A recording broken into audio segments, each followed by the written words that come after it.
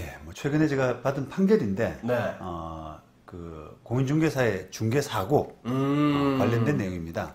야. 비교적 이게 조금 일반적인 내용인데, 조금 주의를 환기할 필요가 있다라는 생각이 들어서 한번 정해봤습니다. 야, 어떤 사건일까요? 네. 네. 우리가 다가구 다세대 이런 구분을 하지 않습니까? 네네. 근데 이번에는 다세대 주택에 관련된 건데요. 원래 다가구가 사건이 많이 나는데 네. 다세대입니까, 이번에? 네, 이번에 다세대 사건인데 네. 사실 다세대 사건은 어떻게 보면 조금 권리관계 파악이 단순하지 단순하죠. 않습니까? 예, 아파트처럼. 요렇게 이제 이 사건은 이제 호실 같으면은 14개 호실이 있었습니다. 14개 호실에 그 302호 그 중에서 들어가는 세입자인데 이 세입자의 이제 권리관계를 파악할 때 그냥 그 집에 뭐 저당권이 얼마 있고 시세가 얼마 되고 그래서 내 보증금 들어가면 나중에 다 빼나올 수 있을까 경매해서도 그렇게 이제 권리관계 판단을 하기 때문에 그게 권리 분석이 한 호실 한 호실 해당되는 거니까요. 그렇죠. 다가구보다는 훨씬 단순하잖아요. 그렇죠. 네. 네. 그래서 이제 다세대에 관한 다세대 호실을 임대차 계약할 때 중개업자가 설명을 제대로 했느냐 안 했느냐 이런 부분은 별로 큰 논란이 없는 분야였습니다. 그렇죠. 예. 그런데 이 사건은 좀 특이한 게 다세대 주택인데 이제 14개 호실에 네. 공동저당권이 설정되어 있었습니다. 공동저당. 공동저당. 네. 그 14개 호실에 묶어서 저당. 네. 주인은 하나고. 그렇죠. 네. 그렇죠. 그러다 보니까 이제 그 302호 호실을 임대차 계약할 때 등기부를 떼보면 약 한 10억 정도 저당권이 큰 액수가 있는 거예요. 그러다 보니까 이제 이게 이런 계약을 결과적으로 하여튼 이 세입자는 그 집에 들어가서 그 집주인이 이제 망해서 그 전체가 다 경매로 가서 한 7천만 원 가까이를 손해봤습니다. 우와. 이제 배당을 7천만 원 정도 받고 또한 7천만 원 정도를 손해를 봐서 공인중개사 상대로 이제 소송을 한 그런 케이스였죠. 물론 이제 지금 이제 이 사건 자체는 그 302 호실 그 관련된 부분만 판결이 났지만 이제 조금 더 이야기하자면 그 여러 호실들 나머지 호실들 세입자들도 소송을 해서 다른 중개사들하고는 다 합의가 됐어요. 다른 중개사하고. 그러니까 다른 중개사는 책임을 느끼고 재판에서 나는 그냥 재판부가 화해 공고하는 대로 그냥 줄게라고 해가지고 합의가 됐기 때문에 판단이 안 됐고요. 다 끝났고 예. 재판이 진행이 안 됐고. 그렇습니다. 근데 이 사건 302호를 담당했던 중개사는 나는 못 주겠다. 끝까지. 난 책임이 없다. 이렇게 다투는 바람에 판결이 났던 건데, 이 사건이 공교롭게도 이제 제가 재판 담당을 제가 했었는데, 담당하면서 이 사건에 유사한 케이스를 열심히 찾아봤는데요. 이 사건에 그 선례가 없더라고요. 그래서 이 사건이 유일한 첫 사례가 됐습니다. 첫 거네요. 네. 첫 본보기. 예. 네. 그래서 이제 정리하자면은 이런 그 어떤 특정 호실, 다세대 호실의 임대차 계약을 중개하면서 공동저당권이 이렇게 큰 액수가 있을 때 공인중개사가 어떻게 설명을 하는 것이 적절하냐, 책임을 안 질 수 있느냐, 확인 설명 의무를 다했냐. 예, 적절한 확인 설명 의무의 범위에 관한 첫 사건이라 할 수 있습니다. 네. 한번 들려주시죠. 네네. 예. 자, 말씀드린 대로 이제 이게 이 사건은 이제 10억이라고 하는 선순위 공동저당권이 있었고요.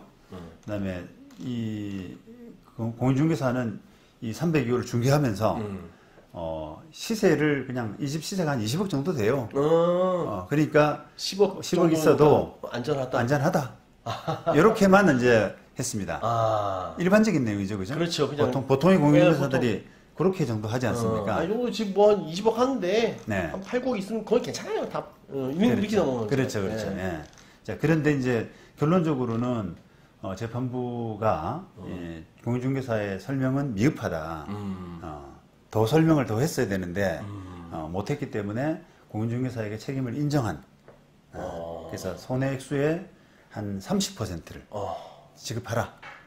그러니까 이제 의뢰인, 임차인의 과실을 70%로 해가지고 임차인도 큰 손해 봤네요. 손해 봤죠. 네. 그래서 이제 이런 부분이 조금 이제 현실적으로는 공인중개사도 조금 어려운 부분이다라고 생각을 하고 재판부가 이제 그런 걸 감안해서 공인중개사의 과실을 조금 낮췄죠. 30%로. 그래서 그렇게 이제 결론이 난 사건인데 그러면 어떤 이제 확인 설명이 필요하냐라고 하는 저당이 크게 잡혔을 때. 네. 예, 그래서 재판부는 지금 요 부분인데요. 네. 이렇게 근저당권의 채권 최고액 여기 한 10억 정도 된다고 했지 않습니까? 네. 그 채권 최고액뿐 아니라 요 독립된 호실인 302호에 설정된 피담보 채무, 302호에 설정된 피담보 채무, 네. 이런 비율적으로라도 좀 알려줘야지. 이거 나누면 뭐 저기 어느 정도 된다. 그리고 302호 총 몇 개 호실이 있고 뭐 다른 호실들의 가치는 어느 정도 대충 되니까 302호에 떨어지는 그 피담보 채무, 갚아야 될 돈 이런 것들이 대략 얼마냐. 나눠서 그런 부분을 설명해 줄 필요가 있다는 거예요. 그래야만 이제 세입자가 약간 경각심을 가질 거 아닙니까? 그렇죠. 어느 정도 피해가 있겠구나. 내 보증금이 얼마고 이 집 그 한 호실 302 호실이 시세가 얼마인데 저기 비율적으로 하게 되면 선순위 담보가 어느 정도 되니까 내가 들어갈지 말지 이런 부분을 좀 고민하게 된다는 거죠. 그런데 그런 부분을 이제 안 알려줬다는 겁니다. 그렇죠. 그 부분을. 게다가 이게 조금 이제 그 다음부터는 법리적인 부분인데요. 이게 이제 다세대 주택은 조금 다가구 주택하고 틀려서 개별 호실로 돼 있지 않습니까? 그렇죠. 그러다 보니까 공동저당이 설정됐을 때 만약에 공교롭게도 그 공동저당권자 그가 경매를 다 보통 치죠, 그죠? 한꺼번에 네. 14개 호실이 다 경매 나왔다라고 하는데 팔릴 때는 매각할 때는 다 개별로 팔아요. 그렇죠. 그래서 개별로 파는데 해필 302호가 제일 먼저 팔리고 배당이 제일 먼저 이루어지고 하게 되면은 아니 빵원이죠. 예.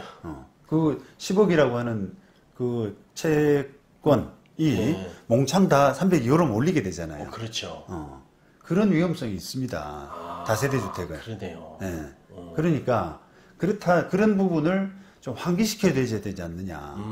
만약에 네가 재수 없으면 그렇게 해도 될 수 있어. 한 푼 못 가져갈 수 못 가져갈 수 있어. 물론 뭐 또 반대로 재수 좋으면 제일 늦게 낙찰되고 배당돼 가지고 그렇게 해서 운이 좋을 수도 있습니다만 어쨌든 이 전문가로서는 상황이 안 좋은 상황을 이야기해 주는 것이 전문가의 역할이거든요. 그렇죠. 최선과 최악을 설명해 줘야죠. 전문가의 어떤 뭐랄까요. 그런 설명들은 보수적이어야 된다는 말을 많이 합니다.